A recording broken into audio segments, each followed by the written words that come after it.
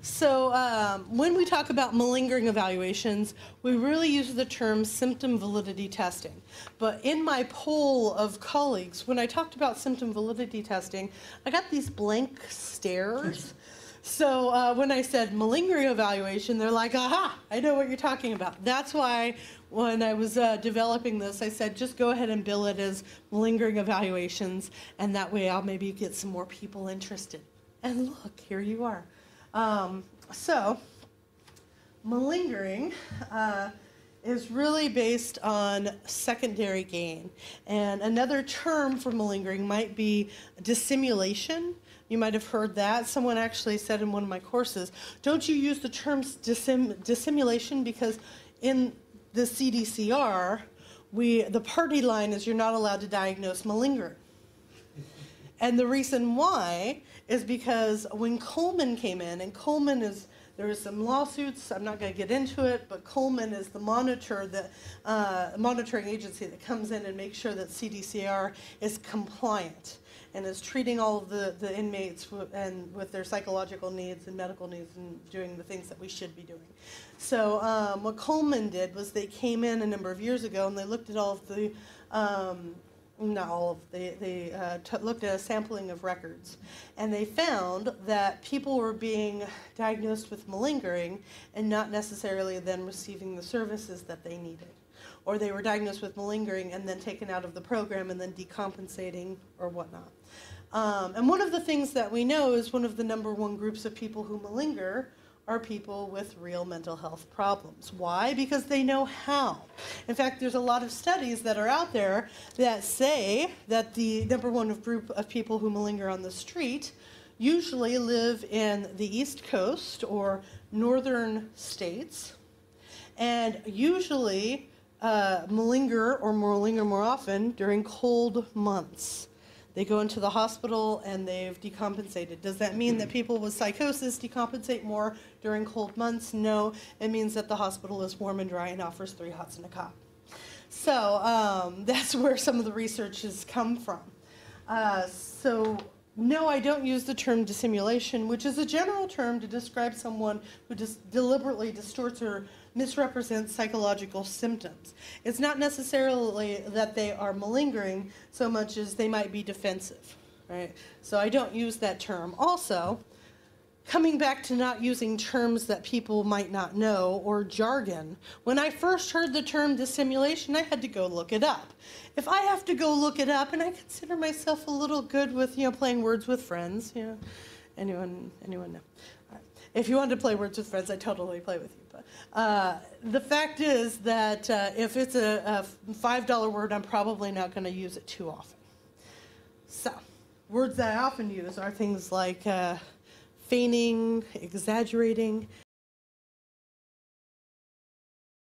So things that we need to pay attention to when we are doing any type of malingering evaluation are our own personal bias and deception. So oftentimes you won't necessarily be called in to do a malingering evaluation. You might. It's possible. Actually, I love those. More often than not, you're going to be adding some of these instruments into an evaluation that you're currently doing. Anytime you're doing a forensic evaluation, the standard is to add a symptom validity test. Anytime you're doing a neuropsych evaluation, the standard is to use some sort of symptom validity test, usually a test of effort. And we're going to get into what all of that means right now. So this is the definition of malingering per the DSM-IV-TR. Malingering has been known since the dawn of time, in essence. Nietzsche writes about it as there is only one world, and that world is false. The father of forensic medicine says there is no disease more easily feigned and difficult to detect. And of course, the Bible has David, fearful of a king's wrath, feigning himself mad. So there's references that go on and on, talking about how people have feigned mental illness for secondary gain. There are many different areas that you can have malingering. Medical legal context of evaluations is one of the biggest. Personal injury. People want some money.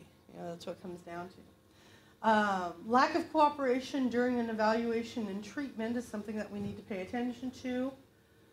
Antisocial personality disorder, someone's already been diagnosed with that. Keep in mind that they might have a higher chance of malingering. But above all, in your evaluations, look for inconsistencies.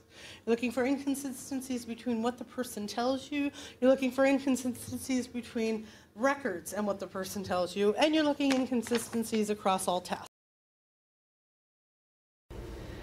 Why? Secondary gain can include a number of different things. Avoidance of criminal responsibility, trial or punishment. Avoidance of military service. Financial gain. Avoidance of work. Social responsibility. How many of us were sick in high school when we really weren't sick? Yeah, only 2 of us, all right. And then the rest of you are dissimulators. So. All right, what about facilitation of transfer for, okay, well then, I'm sorry. How many of you are sick at work when you're not really sick and you just have to stay home and you call that number and you're like, I'm sorry. It must have been something I ate. But then the next day, you're miraculously better. All right, facilitation of transfer from prison to hospital, admission to a hospital, and drug-seeking behavior. So there are a number of different reasons why people malinger. Secondary gain in institutional settings it's rampant, and that's why I've done so many malingering evaluations. And I think of myself kind of as a malingering expert, although I run across inmates every day where I have to learn something new, so hey. They're trying to find medication, maybe for sedation or intoxication effects. Maybe they want a housing cell because single cell seems a lot better than living in a dorm with like 500 other inmates. Maybe they're trying to get SSI when they get out of there because they want a paycheck. Maybe they want special yard or privileges. Maybe they just want more time out of their cell because being locked up for 24 hours a day is not conducive for good mental health. Maybe they want to go to mental health groups. Why? Because apparently mental health groups are really good for trading drugs. Yes, an inmate told me that once. Maybe they're trying to get appeals. So if they pretend like they're mentally ill and they get in the mental health system, it will help them on appeals. Yes, an inmate has told me that as well. And maybe they're just trying to delay the court process in the incompetent to stand trial piece. That's right. If you're developmentally disabled, you can't be executed. So maybe they're trying to avoid punishment. But remember, just because he's malingering doesn't mean there are no deficits. Some of the best malingerers are individuals with thought disorders, and we already answered the question as to why. So some common disorders that are associated with deception include substance abuse. Why would that be associated with deception? That's right, to get more substances. Sometimes if you have an alcoholic in the family who's a working alcoholic, he goes to work every day, comes home every day, and then he drinks, and his old lady's getting tired of him drinking, so instead of coming home and drinking, he drinks on the way home so that he can still get his drink on.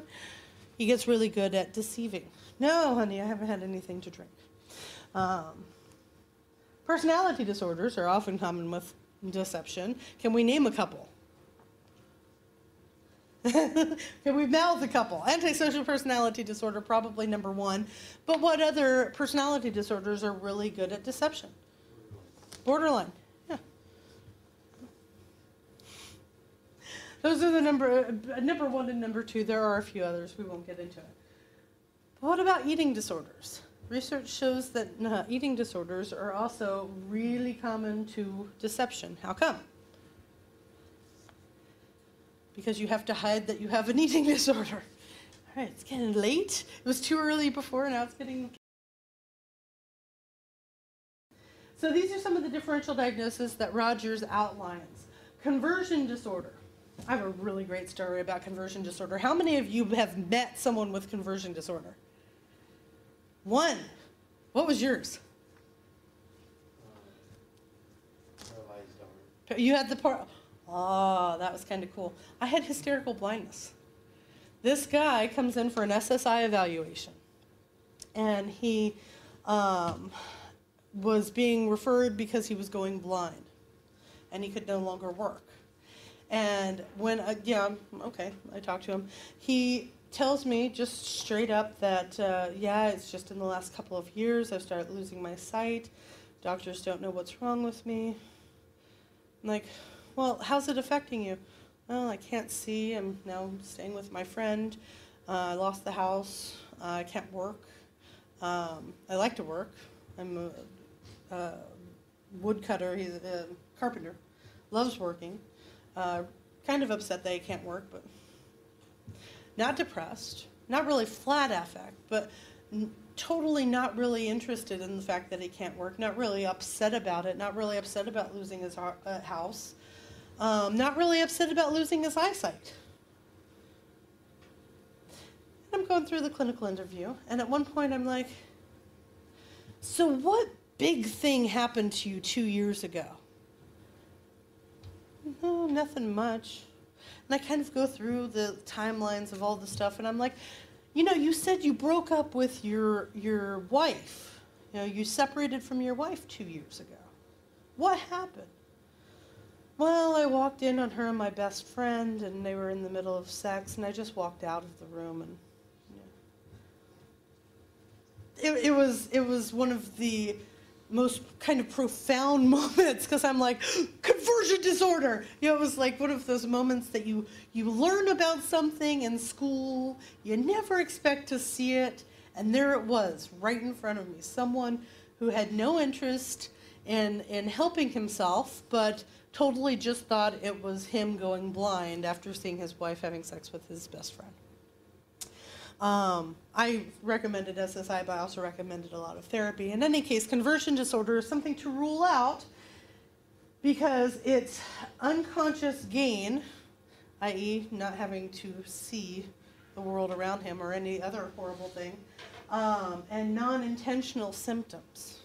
It's not something that he wanted. It's certainly not something he was just making up. He couldn't see anymore. Factitious disorder is another thing to rule out, which has unconscious gain and intentional symptoms. So tell me about factitious disorder. Has anyone seen this? What's the #1 known factitious disorder? Yeah. Have you seen it? Munchausen. Which is what? Well, Munchausen or Munchausen by proxy? Either. Well, for Munchausen by proxy, it's when parents actually make their children ill so that they can be portrayed or perceived as a good caretaker right. or parent. But as you can see, something to rule out because it's an unconscious gain, wanting to be thought of as the great parent or you poor dear, you're sick, but intentional infliction of something. It's intentional, the symptom is intentional. Like you're purposely making yourself sick so that you can go into the hospital and be taken care of, or you're intentionally making your child sick so that you can be seen as the great parent.